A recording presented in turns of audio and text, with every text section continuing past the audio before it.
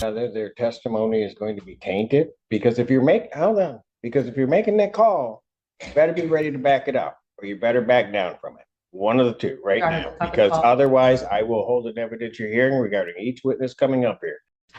Court does recall the case of the people of the state of Michigan versus Red. So counsel, state your appearances for the record. Good afternoon, Your Honor. Amy Rice on behalf of the people. James Thomas for the defendant. I don't know, Jody, on behalf of Mr. Radcliffe, Your Honor. All right. And we will continue on with the prelim. Are you ready to call your next witness? Your Honor, prior to calling the next witness, we just want to bring to the court's attention that it was brought to our attention that after the witnesses from this earlier today testified, they joined the room with the live stream. So we had asked for the witnesses to be sequestered. We didn't say we weren't going to potentially recall any of those witnesses, and if any new information came out and it was brought to our attention, they joined into courtroom B. And that's correct. The witnesses were excused. They were. So I told them that they were finished testifying and they could watch the testimony. And so what is defense's objection? Our understanding was that the court had asked them to all the alleged victims, the witnesses, to be separated from each other, to be. I did not order that. In fact, I specifically did not. I told you in chambers that was an impossibility, and on the record said that, and specifically indicated that I would be issuing my standard sequestration order, indicating that they should not, those that have testified should not be talking to anybody that has not yet testified. That is correct. So if I had ordered that they all be separate, there would have been no reason for me to say that second part. That is correct. But my understanding is that they were in the room with other family members of other alleged victims that were going to testify later today. And that's one of our concerns, is that they're sharing a space. These people already, as came out today, have a lot of connection with each other. So are you saying that somehow or another their testimony is going to be tainted? Because if you're making that call, you better be ready to back it up, or you better back down from it. One of the two right now, because otherwise I will hold an evidentiary hearing regarding each witness coming up here, and you better be able to substantiate it. So before something else comes out of your mouth, let me know which way you want it. Thank you, Your Honor. I was making the court aware of the fact that information was brought to our attention. We were under the impression that the court's order was that these witnesses would not communicate with each other in the sense of the testimony. All we're making clear on the record is that these witnesses joined a room full of other members, families, and that's all we're making. And they were excused. So had we not had that room, had they just been out in the hallway, they would have been out there amongst them anyway. After they're excused, I cannot and do not control them except for the confines of my order, the sequestration order, which tells them not to talk to anybody that has not yet testified. And all we want to make the court is aware that they were in a room with other family members of those who have not yet testified. And that means absolutely nothing to the court without more counsel. So I'm done with it. Thank you. Well, Your Honor, I would like to speak to the record because counsel is representing that something improper was going on. When from the beginning, I advised the court and counsel that there are approximately 30 people, 8 of them victims to testify. They're all being held in the jury room. I, as an officer of the court, told them not to discuss their testimony with one another. So okay, go ahead. They were all in the room together to be kept away from the defendant's family in the hallway, intimidating them. So yes, they are in a room together. The victims are in a room together with family members. They're in a very large jury room together, and they have been since this morning. They have all been instructed not to discuss their testimony. All right, so we can just put an end to this. Ms. Reiser, as an officer of the court, I'm going to take a brief recess. Can you go down there? I think a couple of the witnesses have walked back in. Can you ask them as to whether or not they had any conversations with anybody who is expected to testify that has not yet testified? And counsel, if you brought that to my attention and you've wasted this court's time, you better hope they say something. Court's in recess. All right. We're back on the record in the case of the people of the state of Michigan versus Radcliffe. Counsel and defendant are present. Ms. Reiser. Thank you, Your Honor. I did speak with 2 of the 3 witnesses who have testified. The victims, Isaiah and Max, are still in the courthouse, but as you are aware, they have been excused. Noah is excused and has left the courthouse. Isaiah and Max assured me that they have not spoken to anyone about their testimony. They've got support from the parents that were in there, But they have not spoken about their testimony, and they are excused, so I did tell them they are free to come back into the courtroom to watch the remaining. Absolutely are. And just so that the record is also clear, because I went back and reminded of what was said so that we don't have an obfuscation of what has occurred today and what this court has done. There are 3 separate rooms that parts of this proceeding are going on to based upon the court's initial order closing the courtroom, and then a partial closure, and then a place to put the witnesses and their support personnel. Those are 3 separate distinct areas. So that the record is clear, this is courtroom C. Proceedings have been conducted in my courtroom all day for all of the witnesses in the preliminary examination. In courtroom B, for the first witness, courtroom B was not open, could not be accessed by anyone. And the proceedings that were going on in here were sent nowhere. For the second and third witnesses, which was the partial closure, which the court had ruled on this morning, those individuals, that courtroom opened for the testimony of those witnesses. So while the courtroom itself was closed, except to 2 support people or a support person for the witness and for the defendant, being fair to the defendant, where he had the 2 people in the courtroom B, so that the press and others could see what was going on consistent with case law. That courtroom was open. These proceedings were broadcast into that courtroom. The jury assembly room, which there has been no broadcast to all day and has been absolutely segregated from any part of these proceedings, is where the witnesses and the support personnel, both from, I believe, victims advocates from the county prosecutor as well as MSP, have been sitting all day. So to the extent defense counsel has made any representation otherwise, it is not true. And in fact, the very fact that they went into courtroom B after their testimony, they could not have commingled with any of the witnesses yet to testify, because they're all down all the way at the other end of the building in the jury assembly room. So next time you want to make an accusation, next time you want to make the court follow it, back it up. Otherwise, just be quiet. Call your next witness. People would call Christopher. The court does call the case of the closed state of Michigan versus Caleb Ricardo Smith. Good afternoon, Your Honor. Raymond Cook for the people. Good afternoon, Judge Lawrence H. Margolis, on behalf of Mr. Smith, who is in custody. Yes, they're having him brought out now. I set this hearing after the court finding a bond violation and had revoked the defendant's bond. I set this hearing giving an opportunity for reconsideration of that bond issue. Thank you, Judge.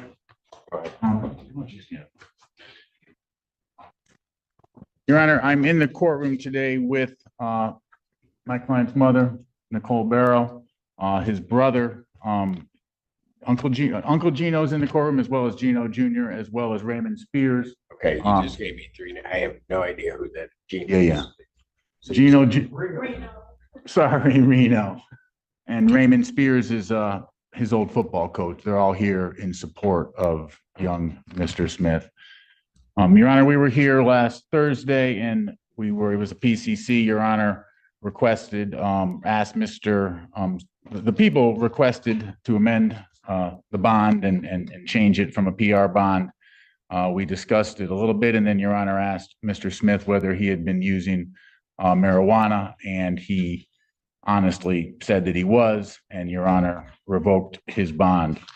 We're here today. Well, I was kind of like that. I asked him, would he pass a drug test? Correct. Thank you, Judge. To remind the court, this is young Mr. Smith's first criminal charges lifetime. He has a perfect record at school. He was on his way to a 4.0 grades until last semester when his grades declined. It is no coincidence that he has now that's when his problems with the law began. He was not attending his duties at school. He was sort of hanging out with the wrong crowd, not to justify or offer an excuse. But here we are today. It was charged originally, this case that is in front of us was charged in juvenile court. He spent 4 days in custody. After that, he was released from custody. We went in front of the juvenile court judge and the case was dismissed, and then he was charged in adult court. The charges are very serious. I can approach and we can discuss a little bit about the main biggest charge if Your Honor would like to hear. I believe he has there are compelling defenses to that. The short of it is we're seeking to have him placed back on his house arrest tether, so he can go to school, so he can go to church, so he can do the right thing and be around his family and have the support of his family and handle these cases on all fours. He is presumed innocent. This is a good young man. I have faith in this young man, and I'm here for the duration. Anything from the people? Your Honor, people already stated their position on Thursday. The only thing that I have to add from that previous argument is that I do have some concerns being released under the same or similar conditions as before of the GPS tether with allowances for church and school. I believe the defendant stated at the last hearing that he got the marijuana from school. And so I'm concerned about releasing him and then putting him back in the same environment where he got the marijuana that led to this violation in the first place. Thank you. I would just suggest the court may, if Your Honor was inclined to reconsider, may institute a testing regimen would be something this young man should be responsible to and could handle. Well, and I appreciate what the people are saying. The other issue in this one that plagued me since I put him in, and those of you that know me know that it would, and that is that if he stays incarcerated, maybe that might be the right decision for most. What I then know is he doesn't graduate. And then at the end of it all, I don't know what we have. That's the bottom line to it. Young man, what? So when you spent the 4 days before, that was in a juvenile facility? No, it was here in a holding cell. They didn't, for some reason, they weren't able to hold him in the juvenile facility, Judge. So what have you been thinking about? Like recently, Well, you got locked up on Thursday. Now, unless your mind shut down, what have you been thinking about? I've been thinking about first how right you were, and that I did learn my lesson, and that my actions do have consequences, and then this is a very serious matter, and that I do not want to be here, and not, it's more like this place shows me that I'm not like supposed to be here, and that What you were telling me earlier today. and that I've been thinking about, going to school. I've been thinking about graduating to go to college. I've been thinking about my relationship with God, and that how I can become a better person, and that sorry, Your Honor. And pretty much like how I can improve myself as a better person. And that's what I've been practicing while I've been there. And so when I'm out, I can become a better person, show you, not with just my words, but with my actions. Why are your grades slipping? Well, Because see, here's the thing.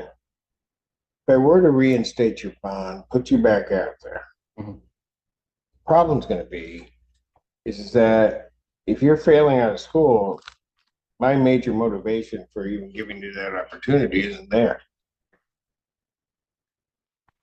Your grades. Okay, yeah, well, yeah, so, ever since I've been out, my grades has been improving. I have screenshots to prove that, I have A pluses right now. My lowest grade right now is a C, I believe a C. In what? A C in, 1 second, Your Honor, I'm trying to think. I have an A plus in accounting too. A C in, a C in, newspaper. It's a newspaper entertainment. I had to miss an assignment that I haven't turned in.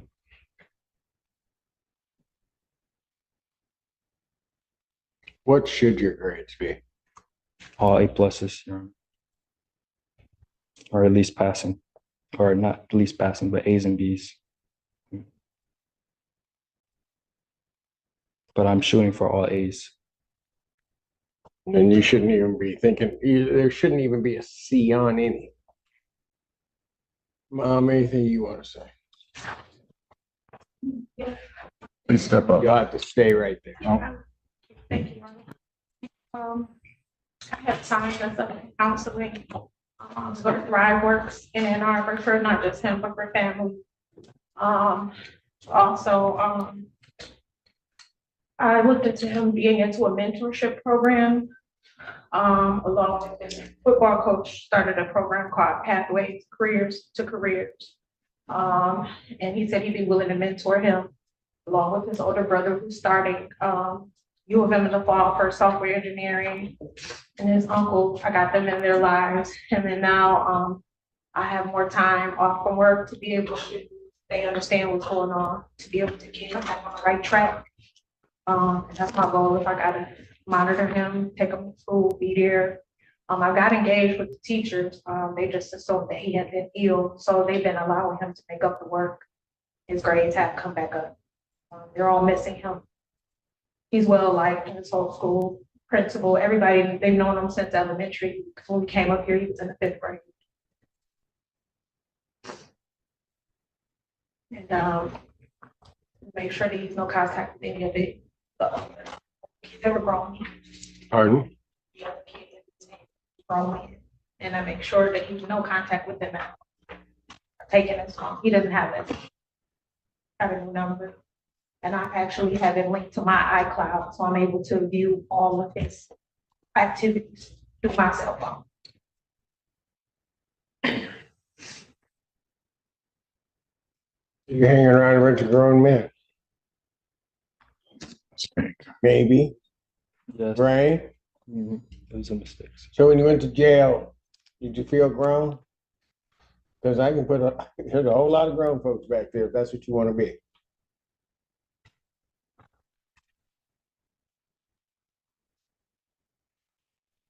You know something?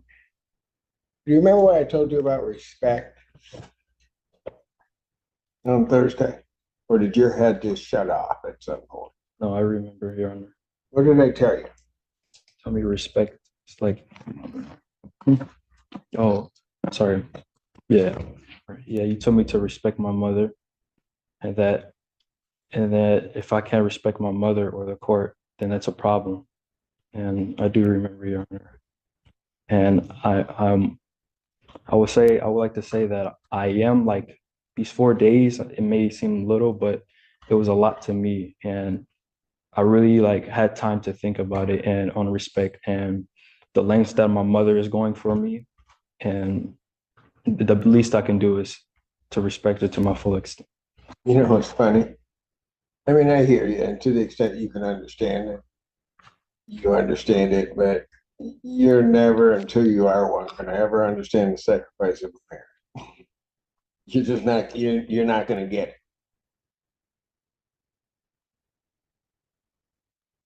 Because I don't know if you slept while you were there, but she probably hasn't slept the moment I put you back there. You didn't see.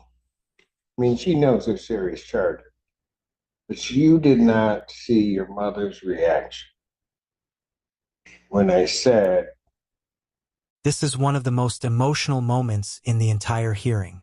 The judge shifts from legal authority to something much more personal: respect, family, and consequences.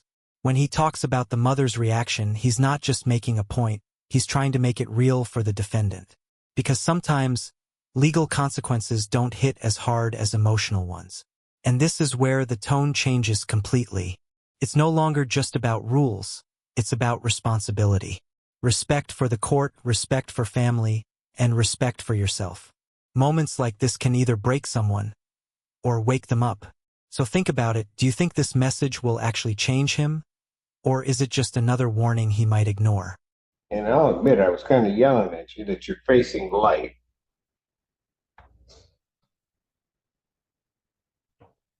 And I saw your mother's reaction. Because no matter what it is, no matter what's going on or anything, no matter how stupid you get, you're still her baby.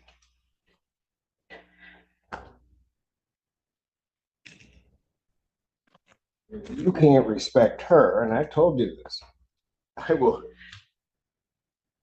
You need to respect the court orders. You need to respect your mother. You need to respect yourself. But I've been doing this a long time, and I figure somebody that can't respect their mother, probably shouldn't be out there walking around and doing anything.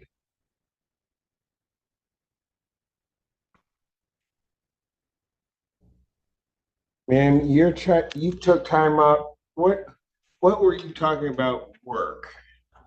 My health isn't so good. I can't figure out, on a child study what's going on. My lungs, I don't smoke or anything, they don't know. I've been seeing a pulmonologist and. So you're just off. So right now you're off of work. Yes. He's not because of him, it's my health, it's before that. Yeah, but him doing what he's doing can't help. But he's clear, I've never had any issues about it. So this is his last shocker. All a shock, all of us. We all are shocked. Your school on a 4-point schedule. Sorry, I don't understand. What's the highest grade point you can get? 4 or 5 or 4? I think 4.0. 4.0 is the highest you can get. It is over the objection of the people. I'm not going to put a cash component on it at this point. I'm going to reinstate this previous bond with conditions that you are to test 3 times per week. Anything show up in your system, young man, you're going back. I'm not having a bond here. I'm just going to revoke. You are also to work your way. I want to see a 3.5 grade point average or above. Hear me? Yes, Your Honor. So if this case is still before me and as you approach graduation and you're not near that 3.5, you know where you're going to go? Right back. Because what that just tells me is you're not applying yourself. Is there anything you're unclear about? No. You understand very clearly, I hope, that this is not a game. Yes, Your Honor, I understand. All right. To the extent you think it's a game, you don't want to play that with me. We clear? Yes, Your Honor.